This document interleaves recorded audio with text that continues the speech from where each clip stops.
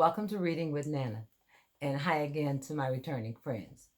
The next few videos that I'm doing, uh, I'm reading stories that were written by Dr. Seuss. I hope you take this opportunity to listen to them. I've read them to students in school to talk about some character issues, and I've also used them to help kids have success in reading. So I just like for you to take the opportunity to listen to these stories. Thank you. The Sneetches. Now, the star-bellied Sneetches had bellies with stars. The plain-bellied Sneetches had none upon theirs. Those stars weren't so big. They were really so small. You might think such a thing wouldn't matter at all. But because they had stars, all the star-bellied Sneetches would brag, "We're the best kind of Sneetch on the beaches." With their snoots in the air, they would sniff and they snort. Will have nothing to do with the plain belly sort.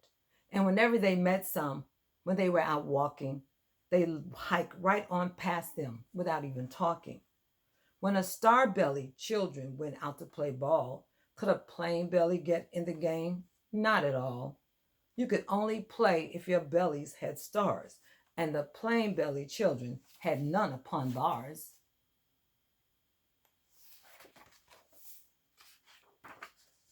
When the star-bellied Sneetches had frankfurter roast, or picnics or parties or marshmallow toast, they never invited the plain-bellied Sneetches. They left them out cold in the dark of the beaches. They kept them away, never let them come near, and that's how they treated them year after year.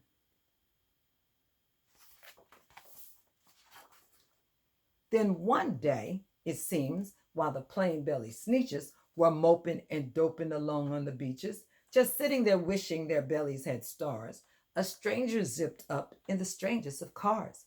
"My friends," he announced in a voice clear and keen, "my name is Sylvester McMonkey McBean.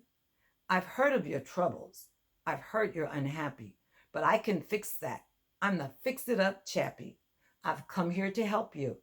I have what you need, and the prices are low, and I work at great speed, and my work is 100% guaranteed."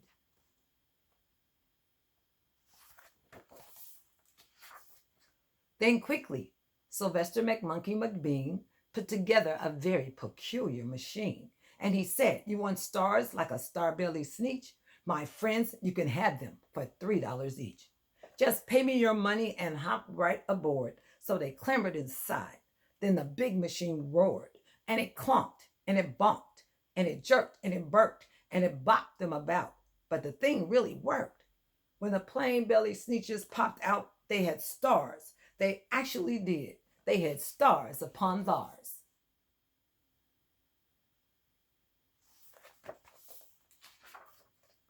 Then they yelled at the ones who had stars at the start. "We're exactly like you. You can't tell us apart.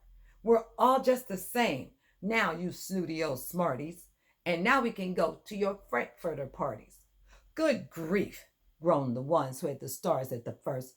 "We're still the best Sneetches, and they are the worst.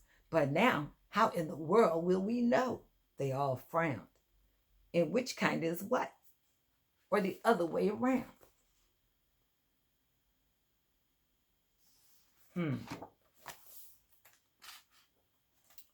Then came up McBean with a very sly wink, and he said, "Things are not quite as bad as you think.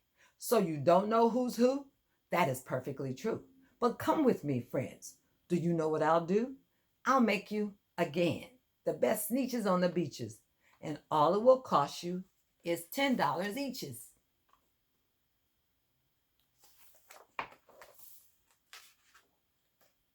"Belly stars are no longer in style," said McBean. "What you need is a trip through my star off machine. This wondrous contraption will take off your stars so you won't look like Sneetches who have them on theirs." And that handy machine, working very precisely, removed all the stars from their tummies so nicely.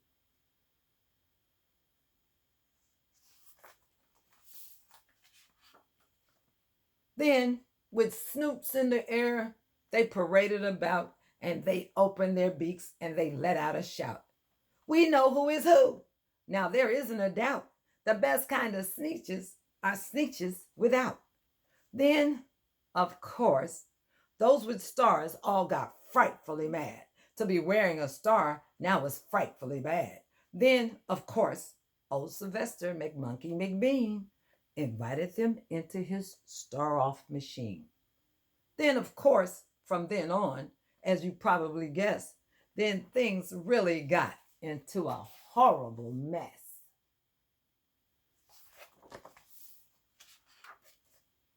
All the rest of the day on those wild screaming beaches, the fix it up chappie kept fixing up Sneetches. Off again, on again, in again, out again. Through the machines they raced round and round about again, changing their stars every minute or two.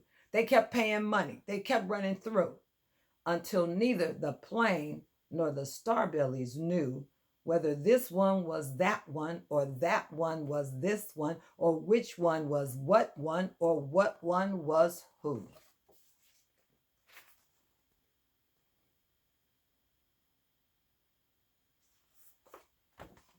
Seems mighty tiresome to me. Then, when every last cent of their money was spent, the fix it up chappie packed up and he went. And he laughed as he drove in his car up the beach. They never will learn. Nope, you can't teach a Sneetch.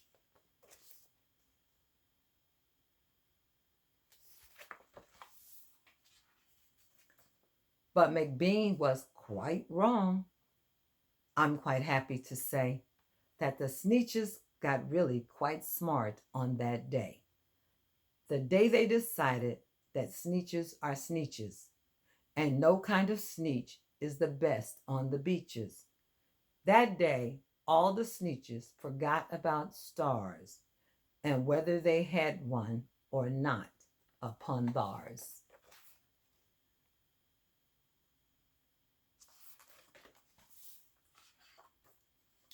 And that is the end of the story. Thank you. See you next time. Push like or subscribe.